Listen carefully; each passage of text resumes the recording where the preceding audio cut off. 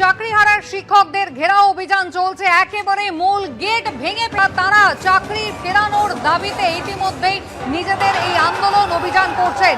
একেবারে তুমুল হই-হট্টগোল, পুলিশের সঙ্গে দফায় দফায় বাদানুবাদ চাকরিহারাদের। যারা চাকরিহারা শিক্ষক তারা বিকাশ ভবনের গেট ভেঙে ভেতরে ঢুকতে চাইছেন, অর্থাৎ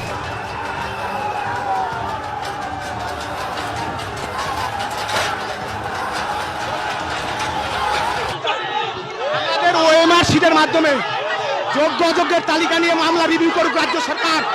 একজন যোগ্য যাতে বঞ্চিত না হয়, মুখ্যমন্ত্রী কেন ব্যবস্থা নিচ্ছে না? এই চাকরি চাই মমতা ব্যানার্জি, কেন ব্যবস্থা নিচ্ছেন না? চোরের রানী মমতা ব্যানার্জি, পরিষ্কার বক্তব্য। ধাক্কা দেওয়া শুরু হয়েছে, অর্থাৎ ওইখানেও গেটে ধাক্কা দেওয়া শুরু হয়েছে। আমরা দেখতে পাচ্ছি আবার একটার পর একটা গেট, একটার পর একটা গেট। এখানে যে মূল গেট, অর্থাৎ এই গেট তারা কিন্তু একদম বিকাশ ভবনের অঞ্চলে প্রবেশ করে যাবেন। আমরা দেখতে পাচ্ছি সে ছবি,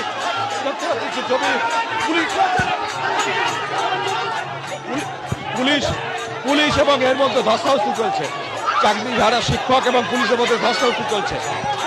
বলবো দেখাতে, অভিযুক্ত বলবো দেখাতে সেই ছবি, পুলিশের সঙ্গে ধস্তাধস্তি চলছে। তারই মধ্যে চাকরিহারা শিক্ষক এবং একজন অসুস্থ হয়ে পড়েছে।